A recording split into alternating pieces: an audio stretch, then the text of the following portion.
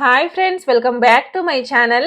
ఈ రోజు వీడియోలో ఇన్స్టెంట్ చట్నీ పౌడర్ ని ఎలా తయారు చేసుకోవాలో చూసేద్దాం. ఈ చట్నీ పౌడర్ ని ఇలా ఒకసారి చేసి పెట్టుకున్నారంటే ఎప్పుడు కావాలంటే అప్పుడు ఇన్స్టెంట్ గా చట్నీని అయితే రెడీ చేసుకోవచ్చండి.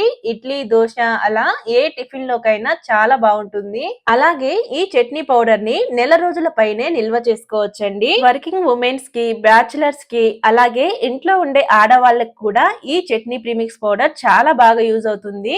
కాబట్టి తప్పకుండా ఒకసారి ట్రై చేయండి. ఇక లేట్ చేయకుండా ఎంతో టేస్టీగా ఉండే ఇన్స్టంట్ చట్నీ పౌడర్ ని ఎలా తయారు చేసుకోవాలో చూసేద్దాం.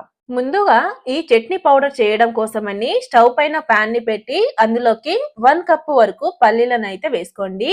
ఈ పల్లీలను మీడియం మంటపై మధ్య మధ్యలో కలుపుకుంటూ చక్కగా వేయించుకోవాలండి. పల్లీలను బాగా క్రిస్పీగా అయ్యేంత వరకు అయితే వేయించుకోవాలి. చూడండి, ఇలా ఒక పల్లీని పట్టుకొని చూస్తే ఇలా పొట్టు అనేది ఊడి రావాలండి. ఈ విధంగా అయితే క్రిస్పీగా వేయించుకోండి. పల్లీలు ఇలా చక్కగా క్రిస్పీగా వేగాక వీటిని తీసి ఒక ప్లేట్ లోకి అయితే వేసేసుకోండి.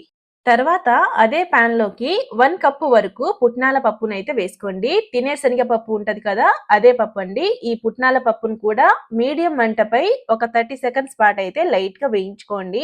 ఇవి తొందరగా వేగిపోతాయండి, కాబట్టి మరీ ఎక్కువసేపు వేయించాల్సిన అవసరం లేదు. చూడండి, ఇలా లైట్ గా వేయించుకున్నాక తీసి మనం పల్లీలు వేసుకున్న ఆ ప్లేట్ లోకి అయితే వేసేసుకోండి.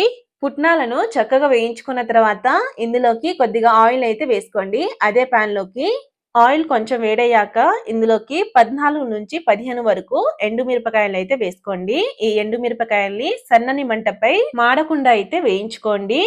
ఎండుమిరపకాయలు మరీ నల్లగా మాడితే చేదొచ్చేస్తుందండి, చట్నీ అంత టేస్టీగా అయితే రాదు. కాబట్టి దగ్గరుండి కొంచెం లైట్ గా అయితే వేయించుకోండి. చూడండి, ఈ విధంగా లైట్ గా వేయించుకున్నాక తీసి వేరొక ప్లేట్ లోకి అయితే వేసేసుకోండి.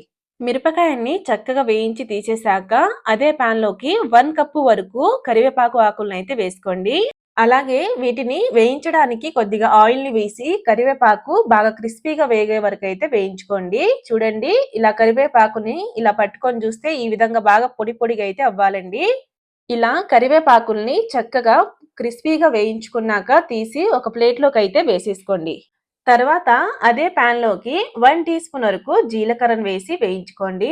జీలకర్ర లైట్ గా వేగాక ఇందులోకి ఒక పావు కప్పు వరకు ఎండు కొబ్బరి పౌడర్ అయితే వేసుకోండి. కొబ్బరి పౌడర్ కి బదులుగా ఎండు కొబ్బరి ముక్కలైనా వేసుకోవచ్చండి. చక్కగా ఈ పౌడర్ ని ఎక్కడ మాడకుండా అయితే లైట్ గా వేయించుకోవాలి. చూడండి, ఇలా ఎర్రగా వేపుకున్నాక తీసి ఒక ప్లేట్ లోకి అయితే వేసేసుకోండి. చివరిగా అదే పాన్ లోకి కొద్దిగా చింతపండును వేసి వేయించుకోండి. చింతపండులో ఉండే తడి అంతా పోయి కొంచెం క్రిస్పీగా అంటే కొంచెం గట్టిగా అయ్యేంత వరకు అయితే వేయించుకోండి. చింతపండును కూడా లైట్ గా వేయించుకున్నాక స్టవ్ ఆఫ్ చేసేసుకోండి. ఇలా అన్నిటిని ఫ్రై చేసుకున్నాక ఒక మిక్సీ జార్ ని తీసుకొని అందులోకి ఎండుమిరపకాయలు, కరివేపాకు, ఎండు కొబ్బరిని అయితే వేసుకోండి. అలాగే ఇందులోకి రుచికి సరిపడా ఉప్పుని వేసి ఇలా మెత్తగా అయితే గ్రైండ్ చేసుకోవాలండి. చూడండి, ఈ విధంగా ఫస్ట్ మిరపకాయల్ని చక్కగా గ్రైండ్ చేసుకున్నాక నెక్స్ట్ ఇందులోకి మనం ముందుగా వేయించుకున్న పల్లీలు, పుట్నాలను వేసి చక్కగా గ్రైండ్ చేసుకోండి. పల్లీలను వేసుకున్నాక మధ్య మధ్యలో ఆపుకుంటూ చక్కగా గ్రైండ్ చేసుకోవాలండి. కంటిన్యూస్ గా గ్రైండ్ చేసుకుంటే పల్లీల నుండి ఆయిల్ బయటికి వచ్చేస్తుంది. కాబట్టి వీటిని మధ్య మధ్యలో ఆపుకుంటూ గ్రైండ్ చేసుకోండి. ఇలా మెత్తని పౌడర్ లా అయితే గ్రైండ్ చేసుకోవాలి. చివరిగా ఇందులోకి కొద్దిగా చింతపండు, అలాగే 7 నుండి 8 వరకు వెల్లుల్లి రెమ్మల్ని వేసి ఇవి బాగా నలిగే వరకు అయితే గ్రైండ్ చేసుకోండి. చూడండి, ఇక్కడ చూస్తున్న విధంగా అయితే ఈ వీలైనంత మెత్తగా అయితే గ్రైండ్ చేసుకోండి. అంతేనండి, చట్నీ ప్రీమిక్స్ పౌడర్ అయితే రెడీ అయినట్టే. ఇప్పుడు మనం చట్నీని ఎలా కలుపుకోవాలో చూద్దాం. చట్నీ కోసం ఒక బౌల్ ని తీసుకొని అందులోకి కావాల్సిన చట్నీ పౌడర్ ని అయితే వేసుకోండి. అలాగే ఇందులోకి కావాల్సినంత నీళ్లను పోసి ఒకసారి బాగా కలిపేసుకోండి. నీళ్ళని అయితే చూసి కలుపుకోండి. మీకు చట్నీ లూజ్ గా కావాలంటే లూజ్ గా, తిక్కుగా కావాలంటే తిక్కుగా అయితే కలుపుకోండి. ఇలా చట్నీని రెడీ చేసుకున్నాక ఇందులోకి కొద్దిగా పోపేసి కలుపుకుంటే ఇన్స్టంట్ చట్నీ అయితే రెడీ అయినట్టే. ఈ చట్నీలోకి నార్మల్ వాటర్ నే కలుపుకోండి. నార్మల్ వాటర్ వేసే కలుపుకోండి. ఇలా కనుక చట్నీ ప్రీమిక్స్ పౌడర్ ని రెడీ చేసుకున్నట్టయితే మార్నింగ్ ఎలాంటి హడావిడి లేకుండా సింపుల్ గా చట్నీని అయితే రెడీ చేసుకోవచ్చండి.